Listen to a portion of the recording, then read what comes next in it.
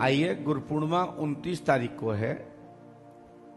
29 तारीख के गुरु पूर्णिमा में दरबार क्रम चलेगा, लेकिन 30 तारीख को आप दरबार देख पाएंगे, सुन पाएंगे। पंडोकर धाम में दरबार में यहां 365 दिन का दरबार हो गया। जरूरी नहीं कि गुरुजी हो तभी यहां आपके ऊपर कृपा होगी। तो दरबार प्रतिदिन, अभी ये 4 दिन के लिए नियम बनाया गया है। सुबह 9 बजे से 1 बजे तक दरबार दोपहर तक देखेंगे, और आप लोग सूर्य अस्त तक आप पंडोकर सरकार के नियमों को करेंगे, और पांडेश्वर महादेव की आरती के बाद रक्षा सूत्र पहनेंगे, अपनी पर्ची पर दस्तखत करवाएंगे, जिनकी नियमित अर्जी चल रही है। दरबार निःशुल्क है सभा का, लेकिन अर्जी और पेशी अपनी नियमित रूप से चलेगी। ये निःशुल्क नहीं है, बस हमारी आपके बीच की बाध्यता खत्म हो गई है। टोकन कटा है तो नंबर कब आएगा? आप पहले मिल लीजिए, बाद में टोकन कटवा लीजिए। और टोकन यहां 2 प्रकार के मिलते हैं, एक बिफोर डेट आने के लिए और एक मिलने के बाद। जैसी आपकी इच्छा उसे कटवाइए, क्योंकि पंडोकर धाम में जो भी अर्थव्यवस्था हमारे ट्रस्ट के माध्यम से, पुष्पम पुत्रम श्रद्धा के माध्यम से आप अपनी जेब को देखते हुए ही दान डोनेशन करें। कोई दबाव नहीं है। नंबर तो आज नहीं तो कल आएगा, कल नहीं आएगा, परसों आएगा, परसों नहीं आएगा, 15 दिन में आएगा, लेकिन आएगा। लेकिन आपको कोई कर्ज लेने की आवश्यकता नहीं है। लेकिन देखेंगे हम नंबर के आधार पर ही। ये हमारी आपसे इसलिए बोलना है क्योंकि अर्थ के बगैर कोई भी व्यवस्थाएं संचालित नहीं की जा सकती। इस प्रक्रिया को बढ़ाना है, इस तीर्थ को डेवलप करना है, तो डोनेशन तो मांगना ही पड़ेगा। लेकिन हमारे यहां मांगने की परंपरा नहीं है। हमारे यहां प्रेरणा दी जाती है कि एक हाथ कृपा पाओ, और एक हाथ कृपा के साथ साथ आपके जेब में जो धन है वो यहां डाल के जाओ, जिससे यहां आपको आने वाले समय में हर महीने परिवर्तन हो। तो अपील की जाती है कि अपने श्रद्धा से दान दीजिए।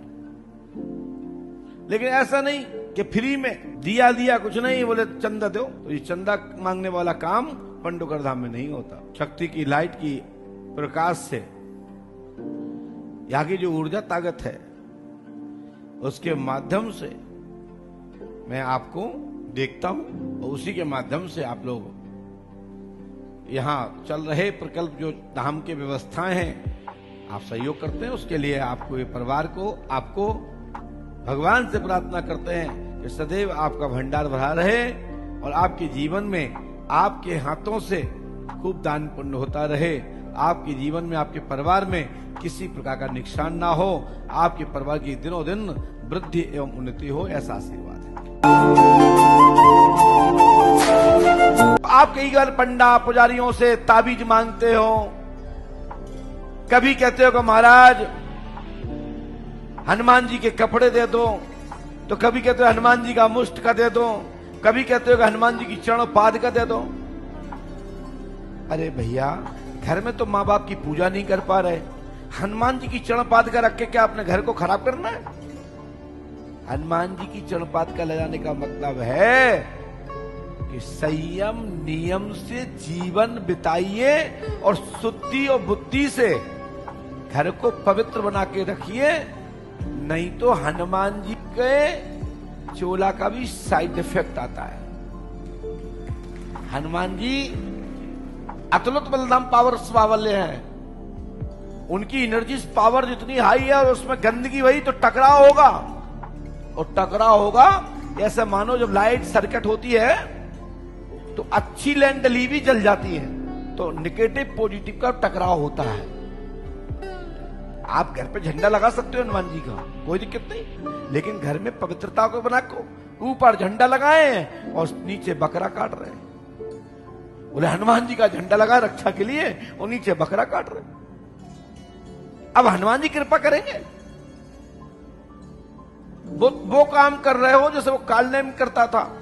बाबा का चोला पहनता था, रावण के पक्ष में था, हनुमान जी को रोक रहा था और हनुमान जी को ज्ञान दे रहा था कि राम के परम भक्त हनुमान जी द्रोणागिरी पर्वत के लिए लेने के लिए बोटी के लिए गए हैं। बड़ी बड़ी बातें कर रहा था, चोला बाबा का पहने था, काम राक्षसी था। तो ऐसा काम मत करिए कि दिखावे में झंडा लगाओ और नीचे तुम बकरा काटो, पौवा ठूसो, तो इससे तो नुकसान होगा साहब, इससे भला नहीं होगा। और फिर दोस्त दोगे, अरे क्या बताएं, जब से झंडा लगाया तब से आप बर्बाद हो गए। तो हनुमान जी ने पंडुकर सरकार ने कही थी कि तुम झंडा लगाना और बकरा काट के खाना घर में है, पशु बलि देना या कुराचारी काम करना, तो नेगेटिव पॉजिटिव का टकराव होता है। यदि आपको झंडा लगा लिया है तो आप फिर विभीषण की तरह आप तो मोहर लग गई है। घर में प्रतिदिन नहीं तो हफ्ते में एक बार गौ के गोबर से लीपन होना चाहिए, कपूर जलना चाहिए, कुगल की धूप होना चाहिए, आरती होना चाहिए, कम से कम सुबह और शाम एक माला गुरु मंत्र का जप होना चाहिए। नहीं है तो सीताराम जी का मंत्र का जप कर लीजिए, ओम नमः शिवाय का मंत्र का जप कर लीजिए, और महीने में एक बार कम से कम भिक्षुक, ब्राह्मण, कन्या भोज, राय गिरे व्यक्ति को, गांव नगर में आए हुए अतिथि को एक बार कम से कम भोजन कराइए। ये है व्यवस्था। इतना नहीं कर पा रहे तो गौ माता को एक रोटी तो दे सकते हो, प्रथम रोटी एक लोई दे सकते हो। कब देते हो पता है? जब रोटी सड़ जाती है, जब कोई घर में नहीं खाता है, वो गौ माता को भेजते हैं। दिन भर की जूठन जाठन सकरन गौ माता को भेजते हो, गौ माता से कृपा चाहते हो।